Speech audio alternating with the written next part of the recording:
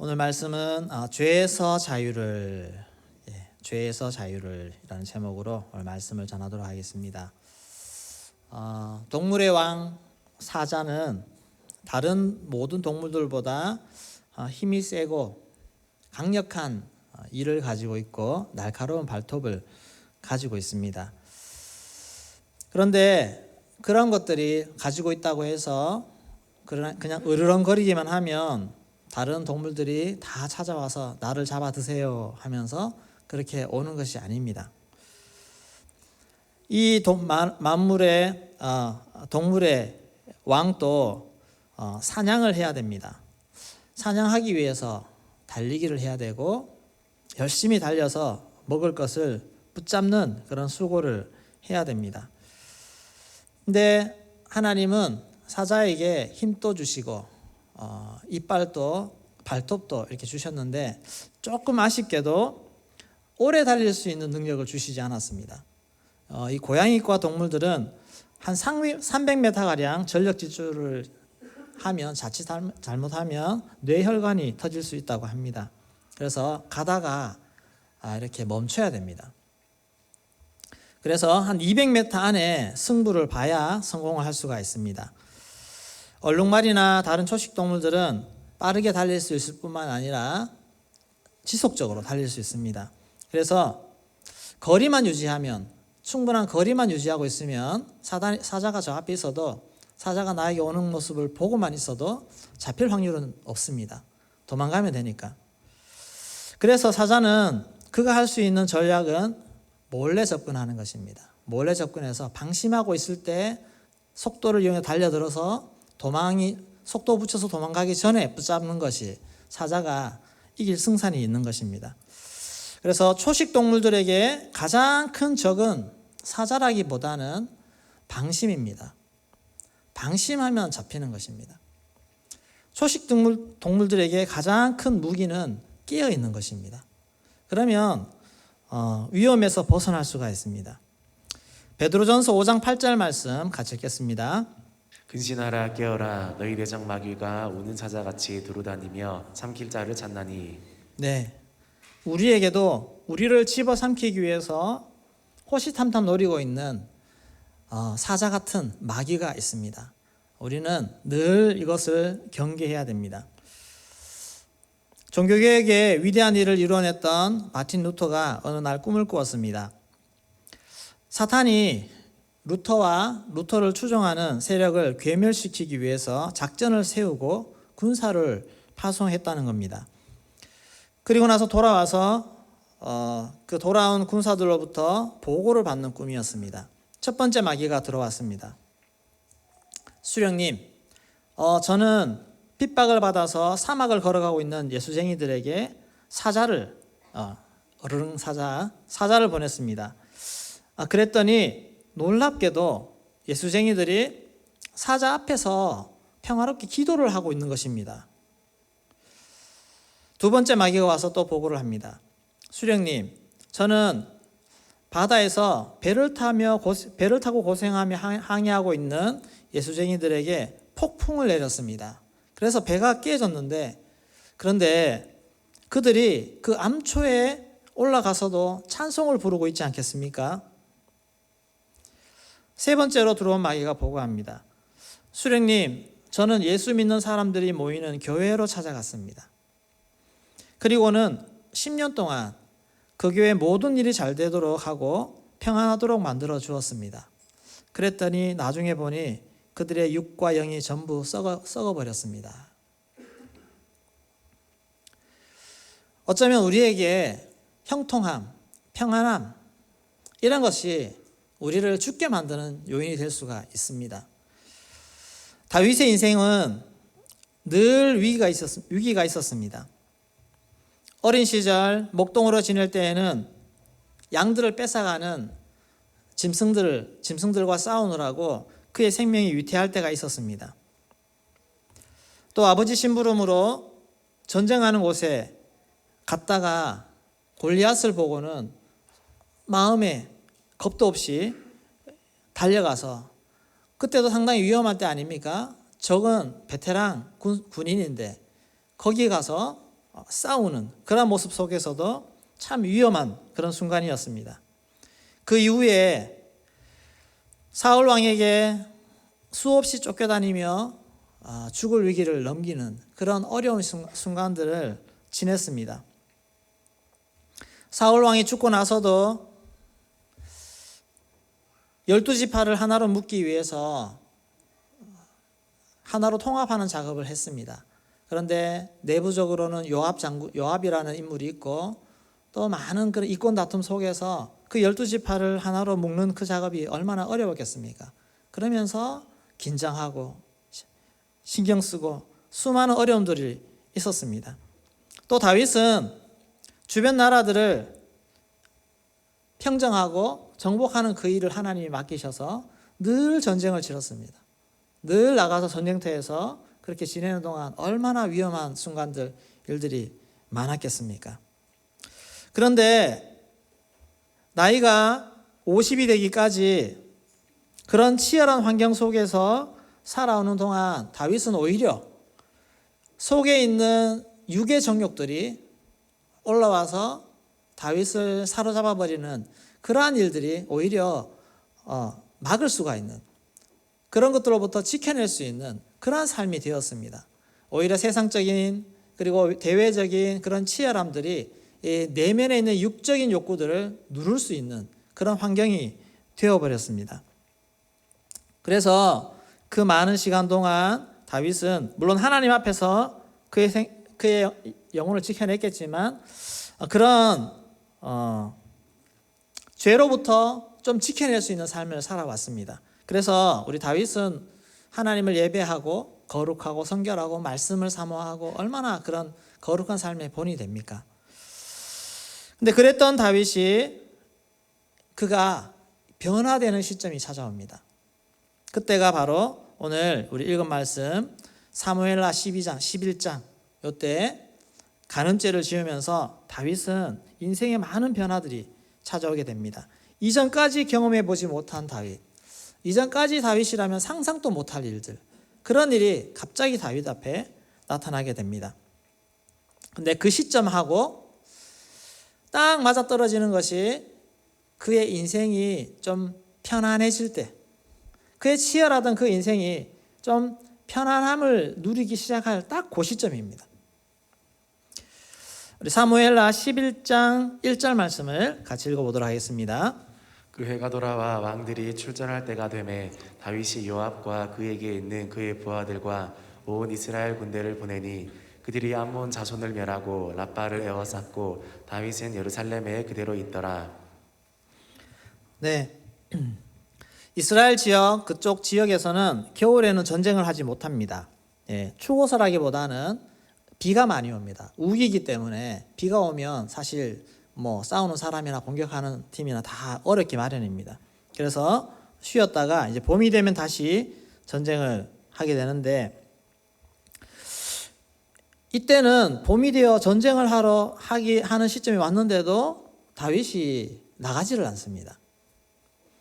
그때는 이제 전쟁을 하면 당연히 왕이 나갑니다. 나가서 지휘를 하고 다 그렇게 하는데 나가지 않습니다. 그 이유도 있습니다. 이미 다른 주변 지역들은 다 이겼고 마지막으로 이 암몬이라는 나라가 남았는데 이 어기도 이미 승기를 잡았습니다. 성도 포위하고 다. 그래서 굳이 내가 가야겠니? 이런 그런 마음. 그래서 요압 네가 가서 다 처리해라. 그러면서 이제 나도 할 만큼 했으니까 좀 쉬자 하는 그런 마음을 가졌던 것 같습니다. 느긋해지는 마음. 그 마음이 나태한 마음을 나도 모르게 가져오게 됩니다. 그리고 나서 그가 특별히 할 일이 없으니 낮잠도 자고 막 그렇게 하는 그런 모습들이 나타납니다. 우리 11장 2절 말씀도 같이 읽겠습니다. 저녁 때 다윗이 그의 침상에서 일어나 왕궁 옥상에서 거닐다가 그곳에서 보니 한 여인이 목욕을 하는데 심히 아름다워 보이는지라. 네, 옥상에서 거닐다가 한 여인이 목욕하는 모습을 보게 됩니다. 이 바세바를 보고 다윗의 마음이 주체할 수 없이 흔들려 버립니다. 통제할 수 없는 그런 마음에 사로잡히게 됩니다. 다윗이 예전에 이런 마음에 사로잡혔을까 싶을 정도로 다윗의 마음이 정말로 흔들려 버립니다. 자기도 제어할 수 없을 만큼의 그런 마음입니다. 사탄의 덫에 콱 잡혀버린 것입니다. 걸려든 것입니다. 이후로 다윗은 정말 어떻게 저렇게 할 수 있을까 싶을 정도로 걷잡을 수 없는 그런 정말 끔찍한 그런 죄를 짓게 됩니다. 간음죄를 먼저 지었고 죄를 감추기 위해서 모략을 꾸며서 우리아를 불러들여와서 그렇게도 해봤지만 그것도 안 되니까 결국에는 우리아를 고의적으로 싸움터에서 죽게 만드는 그런 모략을 꾸몄습니다. 우리가 평소 알던 다윗이 이런 행동을 하리라고 상상해 봤겠습니까? 제가 그렇게 행동할까요? 죄송합니다. 평소에 윤 목사님이라면 저는 안 했을 텐데 라고 생각하시리라고 믿습니다. 그렇게 다윗이 지금까지 해왔던 모든 행동을 보더라도 이런 행동이라고는 정말 상상할 수도 없는 그런 행동을 하고 말았습니다. 그랬으니까 다윗이 안 한 척 했을 때 잘 넘어갈 수가 있었습니다. 나 안 그랬어라고 할 수 있는 그런 상황이 될 수 있는 것입니다.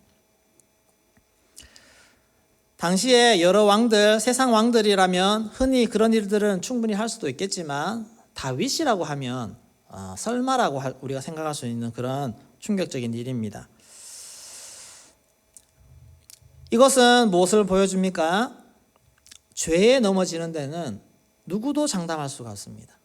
누구도 예외가 없습니다. 누구든 죄에는 넘어질 수가 있다는 것입니다. 사탄은 목사는 놔두고 평신도만 노리고 있는 것이 아닙니다. 누구나 똑같습니다. 오히려 더 큰 건수를 노리기 위해서 더 호시탐탐 노리고 있을 수 있습니다. 안 그럴 것 같은데 그런 일을 하는 사람이 있습니다.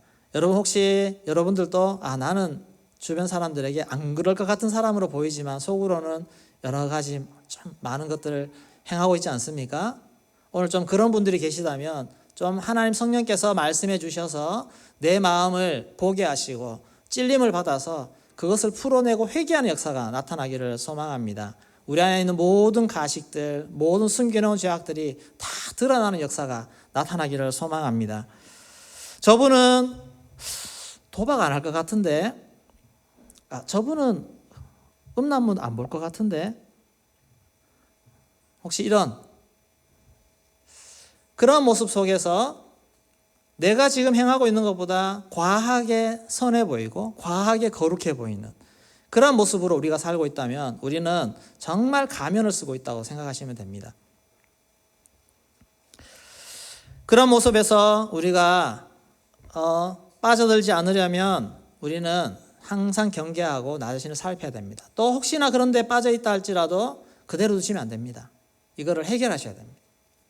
오늘 이 다윗이 그 죄를 지었을 때 얼마나 그 인생이 어렵고 힘들고 심각한 후유증을 낳았는지를 우리가 살펴보면서 우리도 이 죄로부터 철저히 자신을 지켜내는, 그리고 죄에 잡혀있는 성도님들이 있다면 죄에서 벗어나는 역사가 나타나기를 소망합니다. 먼저 죄의 굴레입니다. 죄는 그냥 젠틀하게 왔다가 가고 그게 아닙니다. 죄는 정말 더럽다고 얘기하시면 됩니다. 더럽고 죄는 정말 우리의 삶을 다 갉아먹는 그런 악한 것입니다. 죄의 굴레, 먼저 영적 무지에 잡힙니다. 죄를 짓고 나면 영적 분별력이 둔해집니다. 하나님을 정말 잘 알던 그 지식이 손상되기 시작합니다. 다윗은 간음죄를 지었고 그 죄를 덮으려고 추가적인 죄를 계속 지었습니다. 다윗이 그게 나쁜 짓이라는 걸 몰랐을까요? 네, 알았지만 그것을 성령께서 계속 말씀해 주셨지만 그것을 버려야 된다고 하는 이거는 정말 아니다라고 하는 그런 결단을 내리지를 못했습니다. 확실한 분별력을 가지지를 못했습니다. 계속 성령이 주시는 마음을 거부하면서 불순종의 마음에 그 영혼을 방치했습니다. 그러면서 다윗은 점점 이 영적인 감각을 잃어갑니다. 정말 나중에 나단 선지자가 와서 막 얘기를 할 때도 자기에게 얘기하는지도 모를 정도로 그만큼 둔해져 버렸습니다. 사실 다윗은 영민하지 않습니까? 착 보면 알아낼 수 있는 그 정도의 영민함이 있는데도 불구하고 그만큼 영적으로 무뎌져 버리는 그런 사람이 되고 말았습니다. 이런 영적인 무뎌짐이 우리 가운데로 찾아올 수가 있습니다. 나단이 와서 이런 말을 합니다. 나단이 와서 자신에게 직접 얘기는 하지 않고 한번 살짝 돌려서 그렇게 얘기를 합니다. 한 성읍에 가난한 사람과 부한 사람이 있는데 가난한 사람에게는 작은 암양 새끼 한 마리가 있는데 마치 너무너무 귀해서 식구처럼 그렇게 딸처럼 대하는데 이 부자의 집에 손님이 왔을 때 부자가 그 가난한 집에 있는 그 소중히 여기는 그 양을 가져다가 그걸 잡아가지고 대접해 줬다고. 그렇게 얘기할 때 이 정도 얘기하면 다윗은 다 알아차려야 됩니다. 그런데 그것을 알아차리지 못하는 것입니다. 회개하지 않는 죄를 오래 품고 있으면 우리 영이 무뎌지고 그러다 보면 말씀을 들어도 우리 영혼에게 들어오지가 않습니다. 여러분 예배에서 은혜 받지 못하는 것, 죄를 품고 있는 사람은 은혜 받지 못하는 것이 당연합니다. 그 말씀이 나에게 주시는 말씀으로 받지 못한다는 것입니다. 오늘 이렇게 말씀하면 아마 저 말씀은 저 집사님이 들어야 되는데 딱 저 집사님이 들어야 되는데 그런 마음, 나에게 향하는 말씀으로 받지는 못하고 다른 사람의 말로 그렇게 받습니다. 죄가 우리 안에 있으면 그것을 의도하지 않아도 내 영혼에 적용시키는 말씀으로 받는 그 민감함이 떨어지는 것입니다. 은혜 받고 싶죠? 예배 중에 막 찬양 또 기쁘게 하고 싶죠? 근데 왜 안 됩니까? 무뎌져서 그렇습니다. 죄로 인해 무뎌져 있는 그 마음들. 오늘 우리에게도 참 이런 부분이 참 많은 줄로 압니다. 우리 청년들도 참 열정적으로 정말 찬양하기를 원하고 또 찬양하자고 하지만 그 올라가지 않는 그런 마음들을 볼 때 참 안타까운 마음이 많습니다. 뭔가 많이 잡혀있는 그런 모습들을 봅니다. 우리 어른들도 그런 부분에 잡혀있는 영역이 없습니까? 오늘 우리를 이렇게 죄악 가운데로 죄에 빠지게 만드는 것들이 얼마나 많이 있습니까? 그런 많은 것들 중에 우리가 성결함으로 나아가지 않을 때 나는 괜찮은 것 같지만 나도 모르는 사이에 무뎌져 있고 민감하게 반응하지 못하는 그런 모습들이 오늘 우리에게 참 많습니다. 오늘 이 죄의 덫이, 죄의 굴레가 우리에게 덮어 씌워지면 우리는 성령 충만함으로 영적으로 활기 있게 일어나는 일을 할 수가 없습니다.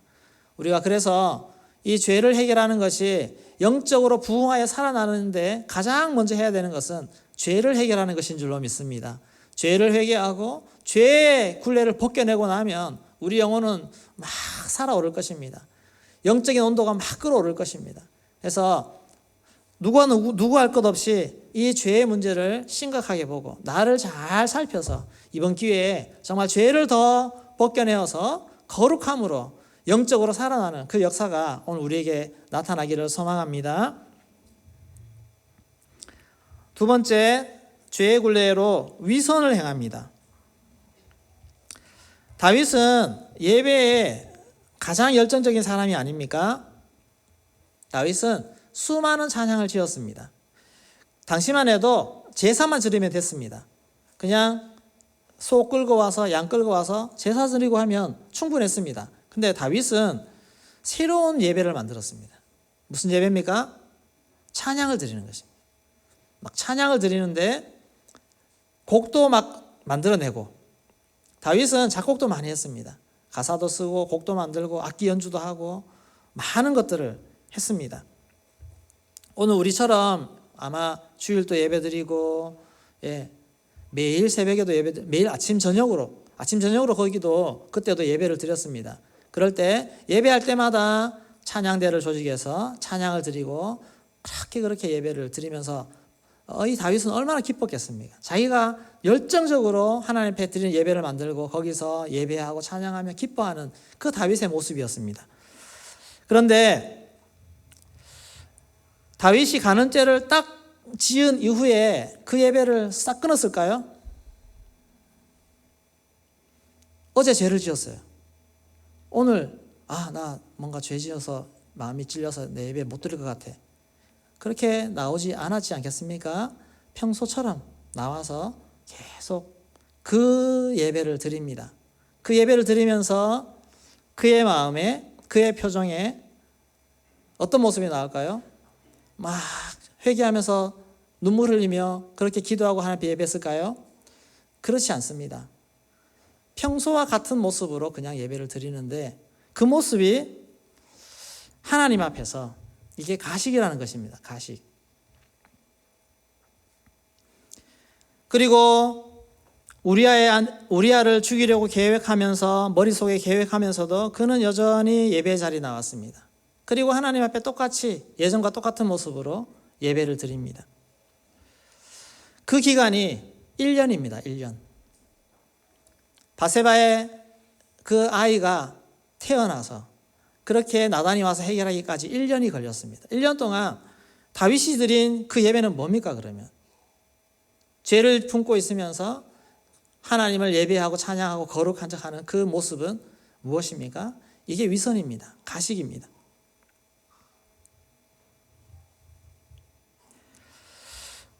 그런 모습으로 예배할 때 마음이 기쁠 리가 없습니다. 최악의 예배를 드리는 것입니다. 겉모습은 웃고 있지만 속은 그렇지 않습니다. 은혜의 표정은 지을 수 있지만 마음은 차갑습니다. 기쁨이 올라오지 않는 것입니다. 빨리 끝났으면 이번엔 좀 안 했으면 그런 마음이 들지 않겠습니까? 예배가 기쁘지 않은 것은 여러분 우리가 하나님을 잘 알지 못해서 믿음이 깊지 못해서도 있지만 그러나 은혜 받던 사람들도 갑자기 예배가 시큰둥해지는 것은 죄가 있기 때문에 그렇습니다. 우리 안에 해결하지 못하는 죄, 숨겨놓고 있는 그런 죄가 있을 때 우리가 하나님 앞에 나아가서 은혜로 나아가기까지는 회개 없이는 불가능합니다. 참 회개 없이 뜨거운 예배를 드리는 것은 불가능하다는 것입니다. 그런 이중적인 모습 속에 우리를 놓지 않기를 소망합니다. 제가 죄를 짓고 이 앞에서 아무렇지도 않은 것처럼 설교를 하고 할 때 하나님은 저를 위선자라고 정말 책망하실 것입니다. 찬양인도를 하면서 남들에게 말하기 어려운 죄를 짓고 나서도 찬양인도를 너무너무 은혜롭게 그렇게 한다면 그것만큼 위선이 어디 있겠습니까? 겉과 속이 다른 것은 하나님이 정말 싫어하시는 모습입니다. 예수님이 그 당시 오셔서 가장 책망한 부류가 누굽니까? 위선자들, 외식하는 자들, 바리새인들, 그들을 향해서 정말 엄청난 저주에 가까운 그런 말을 하시며 그들을 책망하셨습니다. 마태복음 23장 25절에서 28절까지 말씀인데 우리 같이 읽어보도록 하겠습니다. 화 있을진저 외식하는 서기관들과 바리새인들이여 잔과 대접의 겉은 깨끗이 하되 그 안에는 탐욕과 방탕으로 가득하게 하는도다. 눈먼 바리새인이여 너는 먼저 안을 깨끗이 하라. 그리하면 겉도 깨끗하리라. 화 있을진저 외식하는 바리새인들이여 회칠한 무덤 같으니 겉으로는 아름답게 보이나 그 안에는 죽은 사람의 뼈와 모든 더러운 것이 가득하도다. 이와 같이 너희도 겉으로는 사람에게 옳게 보이되 안으로는 외식과 불법이 가득하도다. 네, 겉으로는 사람에게 옳게 보이되 안으로는 외식과 불법이 가득하도다. 26절에도 바리새인이여 먼저 안을 깨끗이 하라. 그리하면 겉도 깨끗하리라. 이런 삶이 내 안에 남아 있습니까? 주님 앞에서 정말 청산할 수 있는 은혜가 있기를 소망합니다. 하나님이 우리를 어떤 모습을 기뻐하실까? 진실하게 있는 모습 그대로 나아가서 나의 겉과 속이 다르지 않는 그런 모습으로 주님 앞에 설 수 있기를 소망합니다. 그러면 하나님의 은혜를 받지 않을 수가 없습니다. 하나님 우리 은혜 주실 때 우리의 심령이 주의 은혜로 말미암아 반응하지 않을 수가 없습니다. 이번 특별기도에 나아가실 때 이런 모습을 먼저 갖추고 나가 보십시오. 그러면 하나님이 최고의 은혜를 부어주실 줄로 믿습니다. 마음을 준비하는 것입니다. 오늘 제 설교는 특별기도회를 하면서 어떤 모습으로, 어떤 모양으로, 어떤 자세로 나아갈 것인가 마음을 준비하자는 것입니다. 세 번째, 죄의 굴레는 괴로움에 눌립니다. 다윗이 겉은 괜찮은 척 했지만 그 속은 얼마나 눌렸겠습니까? 얼마나. 다윗은 누구보다 하나님을 잘 알았습니다. 하나님과 친밀한 교제도 있고 정말 하나님과 그런 가까이 기쁨을 누리며 지냈던 그 사이인데 이런 시기가 다윗에게도 얼마나 불편하고 힘들었겠습니까? 그것을 시편에 고백했습니다. 시편 32편 3절 4절 말씀 같이 읽겠습니다. 내가 입을 열지 아니할 때에 종일 신음함으로 내 뼈가 쇠하였도다. 주의 손이 주야로 나를 누르시니 내 진액이 빠져서 여름 가뭄에 마름같이 되었나이다. 네, 이 마음이 다윗의 진짜 속마음입니다. 내가 입을 열지 아니할 때 종일 신음함으로 내 뼈가 쇠하였도다. 주의 손이 주야로 막 누르신다고, 나를 누른다는 겁니다. 내 진액이 빠져서 가뭄의 마름같이 되었다고 그렇게 고백을 합니다. 다윗이 영혼이 얼마나 괴롭겠습니까? 얼마나 힘들겠습니까? 다윗은 누구보다 주님이 주시는 기쁨이 얼마나 감격스러운지 경험한 사람입니다. 다윗의 그런 기쁨의 고백이 몇 군데 나와 있습니다. 우리 시편 4편 7절 말씀 같이 읽겠습니다. 주께서 내 마음에 두신 기쁨은 그들의 곡식과 새 포도주가 풍성할 때보다 더하니이다. 곡식이 많고 정말 먹을 것이 많고 재산이 많을 때보다 주님이 주시는 그 기쁨이 더 기쁘다는 것, 이렇게 고백하고 있지 않습니까? 시편 16편 11절 말씀 읽겠습니다. 주께서 생명의 길을 내게 보이시리니 주의 앞에는 충만한 기쁨이 있고 주의 오른쪽에는 영원한 즐거움이 있나이다. 네, 생명의 길을 발견한 그 기쁨, 그 주님이 주시는 충만한 그 기쁨, 즐거움, 이것을 다 맛보고 누렸습니다. 이것을 알기에 다윗은 더 괴로운 것입니다.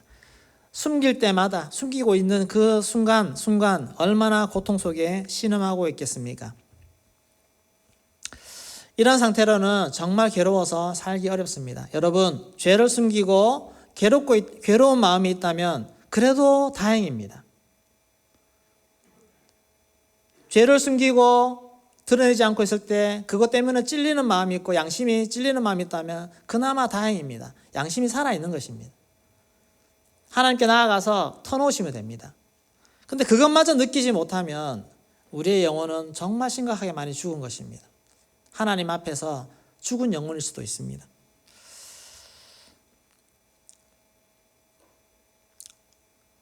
이것이든 저것이든 하나님 앞에서 다 살아날 수 있는 줄로 믿습니다. 하나님 앞에서 우리의 영혼이 이 모든 괴로움 속에서 벗어날 수 있는 그런 은혜를 하루빨리 누리시기를 소망합니다. 주님 안에서의 기쁨과 즐거움과 만족을 경험해 가십시오. 그러면 그 죄악 가운데 있는 그런 고통이 얼마나 큰지를 알 수가 있습니다. 자, 그러면 이제 자유를 향해서 나아가야 합니다.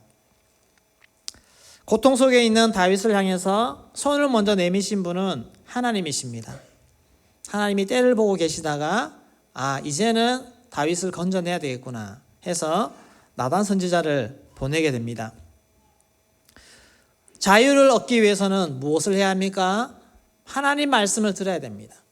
사람의 방법이 아니라 하나님의 말씀을 들어야 하나님의 말씀이 우리를 죄에서 건져낼 수가 있습니다. 나단 선지자를 통해서 하나님의 말씀을 듣고 다윗은 그제서야 회복의 길로 나아가게 되었습니다. 처음에는 다윗이 말을 알아듣지 못하자 나단이 바로 단도직입적으로 이야기를 합니다. 우리 12장 7절 8절 말씀 같이 읽겠습니다. 나단이 다윗에게 이르되 당신이 그 사람이라 이스라엘의 하나님 여호와께서 이와 같이 이르시기를 내가 너를 이스라엘 왕으로 기름 붓기 위하여 너를 사울의 손에서 구원하고 내 주인의 집을 내게 주고 내 주인의 아내들을 내 품에 두고 이스라엘과 유다 족속을 내게 맡겼느니라. 만일 그것이 부족하였을 것 같으면 내가 내게 이것저것을 더 주었으리라. 네, 나단이 정말 용기를 내서 당신이 그 사람이라 그렇게 이야기를 했습니다. 스스로 빠져나오지 못하는 죄의 굴레에서 나오게 하는 것은 하나님의 말씀, 그리고 하나님의 말씀을 들고 온 사람을 통해서 그 일이 가능합니다. 누군가 여러분들에게 죄를 알려줄 때, 여러분의 죄를 알려줄 때 여러분 기분이 어떠신가요? 기분 나쁘죠? 나는 감추고 싶은데 와서 자꾸 이렇게 찔러서 그게 죄야 라고 이렇게 얘기해 주면 웬만큼 열린 그런 마음이 아니면 기분이 상하기도 하고 당신이 뭔데 나에게 그런 말 하냐고 그렇게 할 수도 있습니다. 그러나 하나님 앞에서, 죄를 지은 하나님 앞에서 하나님이 사람을 나에게 보내셔서 나의 죄를 알게 하실 때 그것이 가장 큰 은혜인 줄로 믿습니다. 아멘. 나의 죄를 누군가를 통해서 알려주실 때 그것은 하나님의 큰 사랑입니다. 나를 향한 큰 사랑. 교회에서 나의 리더가, 누가 지체가 나에게 와서 그 말을 해줄 때 여러분 상대방의 그 사람의 죄를 얘기하는 것이 쉽겠습니까? 저분이 지금 죄를 짓고 있는 건 알겠는데 가서 말해주려니 참 그게 쉽지 않습니다. 그럼에도 불구하고 기도하면서 와서 그 죄를 나에게 알려줄 때는 나를 살리고자 함입니다. 나를 하나님 앞에 세우고자 함입니다. 얼마나 고맙습니까? 얼마나 감사합니까? 교회 말씀에서, 설교 말씀에서 죄를 알려주는 말씀을 할 때, 죄를 보게 하는 말씀을 해줄 때 이것이 축복입니다. 요즘 많은 교회들에서 죄에 대한 설교를 잘 하지 않습니다. 위로와 격려, 축복 이런 말씀을 통해서 성도들이 잘 힘을 내어 갈 수 있도록 말하지만 정말로 이게 죄라고, 죄를 알려주면서 죄를 회개하라고 그렇게 하는 말씀들이 많지가 않습니다. 나의 영적인 모습을 잘 볼 수 있도록 그렇게 말씀을 주시고 나에게 말을 할 때 여러분 마음을 열고 잘 받을 수 있기를 소망합니다. 그 말씀을 붙잡으면 우리의 심령 영혼은 반드시 살아날 줄로 믿습니다. 일어설 줄로 믿습니다. 풍성함이 회복될 줄로 믿습니다. 다윗은 그제야 자신의 죄를 시인합니다. 우리 13절 말씀 같이 읽겠습니다. 다윗이 나단에게 이르되 내가 여호와께 죄를 범하였노라 하매 나단이 다윗에게 말하되 여호와께서도 당신의 죄를 사하셨나니 당신이 죽지 아니하려니와. 네, 다윗은 그 죄를 인정했습니다. 이게 다윗의 위대함입니다. 그리고 두 번째로 부끄러움을 이겨야 합니다. 자유를 향해 나아갈 때 부끄러움을 이겨야 됩니다. 죄가 드러났을 때 그 찾아오는 수치심, 부끄러움.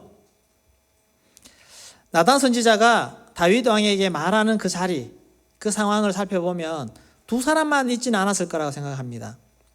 왜냐하면 나단 선지자가 처음에는 자연스럽게 얘기를 꺼낼 때 무슨 얘기를 꺼내느냐, 어떤 지역에 이런 사례가 있는데 이거 왕이 한번 보십시오. 그리고 판결을 좀 내려주십시오 하는 그런 어떤 재판하는 성격의 자리이고 거기서 사건을 얘기하듯이 얘기를 하는 것입니다. 이렇게 부자가 있고 가난한 사람이 있는데 이걸 뺏어갔어요. 이렇게 얘기할 때 다윗이 거기서 막 분노를 내면서 그럴 수가 있냐라고 막 그렇게 이제 얘기할 때 나단 선지자가 기회를 봐서 그렇게 얘기를 할 때 나단이 자기를 향해서 그 얘기했을 때 처음에는 얼마나 당황스럽겠습니까? 주변에 사람들도 있다고 생각해 보십시오. 정말 수치스럽고 부끄러운 상황일 수도 있습니다. 자기가 지금까지는 꽁꽁꽁꽁 숨겨놓고 감춰왔는데 갑자기 사람들 앞에서 그걸 터뜨렸습니다. 그런데 그 순간 이 다윗은 하나님의 주권을 인정했습니다. 그리고 이렇게 하시는 것도 하나님의 뜻이구나. 이제는 이거를 내가 인정해야 되겠구나. 그러면서 그냥 자기 자신을 내려놓고 인정합니다. 시인합니다.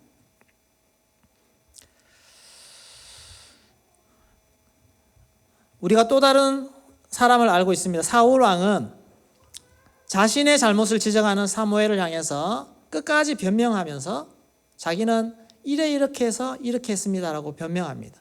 그리고 사무엘 향해서도 자신의 체면을 사람들 앞에서 나를 좀 체면을 세워주세요라고 끝까지 예배를 드려달라고 붙잡는 그런 모습을 보였습니다. 체면을 못 버린 사무엘은 하나님께 버림을 받았습니다. 그러나 체면을 버리고 회개한 다윗은 하나님께서 다시 선택해 주셨습니다. 여러분, 죄가 드러나는 순간에서 체면을 붙잡지 마시기를 소망합니다. 하나님 앞에 더 엎드리시면 됩니다. 낮아지십시오. 그러면 하나님의 긍휼을 입고 하나님은 다시 우리를 세워서 다시 사용하시는 은혜를 주신다는 것입니다. 이 말씀 믿으십니까? 이것이 하나님이 나를 세워주셔야만 그것이 진정한 나의 영광이 됩니다. 우리는 누구나 넘어질 수 있고 범죄할 수 있습니다. 연약합니다. 그러나 그런 연약함이 나에게 드러나도 하나님 그렇습니다. 이게 나의 모습입니다. 이게 나의 연약함입니다. 인정하고 나아갈 때 주의 긍휼하심을 우리는 잊게 되어집니다. 회개할 때 우리 심령이 살아나는 줄로 믿습니다. 회개할 때 우리의 영혼이 살아납니다. 회개할 때 우리의 감정 또한 살아나서 기쁨을 회복할 수 있습니다. 회개하면 우리의 모든 영육이 살아난 은혜를 입게 될 줄로 믿습니다. 그리고 마지막으로 죄의 결과를 받아들여야 됩니다. 14절 말씀 같이 읽겠습니다. 이 일로 말미암아 여호와의 원수가 크게 비방할 거리를 얻게 하였으니 당신이 낳은 아이가 반드시 죽으리이다 하고, 그 낳은 아이가 죽으리라 그렇게 했을 때 이것을 다윗이 물론 하나님께 기도는 했지만 그러나 그 아이가 죽었을 때 결국 그것을 받아들이게 됩니다. 이것만이 아닙니다. 다윗은 이 죄로 인해서 그의 인생에 참 많은 어려움을 겪게 됩니다. 그것이 또한 예언이 되어 있습니다. 사무엘하 12장 10절 11절 말씀 같이 읽겠습니다. 이제 내가 나를 업신여기고 햇사람 무리아의 아내를 빼앗아 내 아내로 삼았은즉 칼이 내 집에서 영원토록 떠나지 아니하리라 하셨고, 여호와께서 또 이와 같이 이르시기를 보라 내가 너와 내 집에 재앙을 일으키고 내가 내 눈앞에서 내 아내를 빼앗아 내 이웃들에게 주리니 그 사람들이 내 아내들과 더불어 백주에 동침하리라. 다윗은 이 나단 선지자를 향한 이 죄의 결과에 대한 말을 다 듣고 이것을 붙잡고 있었습니다. 그리고 그 이후로 압살롬의 반역이 났을 때에도 또 여러 가지 어려운 일들이 생겼을 때에도 다윗은 이게 자신의 죄로 인한 것이구나 다 수용하고 받아들이는 그런 모습으로 나아갔습니다. 다윗은 이로 인해서 50 이후에 70의 인생을 마칠 때까지 참 우여곡절 많은 것을 겪게 됩니다. 죄는 반드시 대가를 치르게 되어 있습니다. 여러분, 죄는 짓고 털고 나오면 됩니까? 죄를 털어버려야 되죠. 그러나 쉽게 죄를 지었다가 그 죄의 많은 수많은 결과들을 우리가 다 끌어안게 됩니다. 그것은 사라지지 않습니다. 하나님 앞에 지은 죄가 있습니까? 다른 사람들에게 고백하지 못한 죄가 있습니까? 우리 아이들의 죄만 바라보고 있습니까? 우리 부모님 여러분들은 죄가 없습니까? 우리 아버님 여러분들은 몰래 짓는 죄가 없습니까?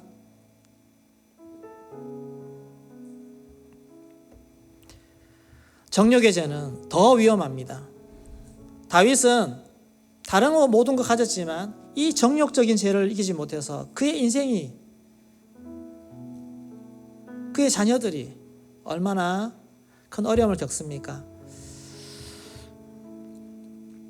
우리 하나님 앞에서 성결함으로 살아가기를 소망합니다. 성결할 때 하나님이 은혜를 주십니다. 우리의 삶을 거룩하고 성결하게 살 때 우리의 삶을 통해서 다음 세대가 거룩하게 세워지는 것을 바라보시기를 소망합니다. 그래서 우리는 오늘 나의 삶을 거룩하게 하나님 앞에 드리는 것입니다. 다음 세대를 책임지지 못하는 세대는 무책임한 세대입니다. 이 땅이 나의 인생 한 인생 살고 마치는 인생입니까? 마치는 삶입니까? 하나님은 창세 이후로 대대로 자손에 하나님의 축복을 주셨는데 오늘 나는 이 짧은 세대를 살아가면서 하나님의 은혜를 물려줘야 됩니다. 다음 세대에 하나님의 역사들이 더 풍성히 역사하도록 내 삶을 드려야 되는데 우리의 삶을 어떻게 살겠습니까? 거룩하게 살아서 이 축복을 다음 세대에 더 풍성하게 이어줄 수 있는 축복의 통로로서 살아가기를 소망합니다. 그러려면 거룩하게 사셔야 됩니다. 우리의 삶을 더 성결하게 청산하기를 소망합니다. 회개하기를 소망합니다. 더 철저하게 회개하기를 소망합니다. 하나님 앞에 말씀 앞에 나아가는 이번 특별 기도회 되기를 소망합니다. 나에 있는 영혼들, 내가 지은 것들 하나하나 다 살펴서 하나도 남김없이 다 회개하고 털어내어서 다시 시작하는, 성결함으로 다시 시작하는 역사들이 우리 안에 나타나기를 소망합니다. 은혜의 자리에서 성령 안에서 성령이 우리에게 말씀하실 거라고 믿습니다. 그럴 때 내 힘의 능력이 아니라 주의 성령의 은혜와 능력으로 모든 회개와 모든 정결함의 역사들을 할 수 있는 은혜를 주님이 주실 줄로 믿습니다. 아멘. 그렇게 하시겠습니까? 아멘. 우리 죄에서 자유를 얻게 하면 우리 찬양하겠습니다.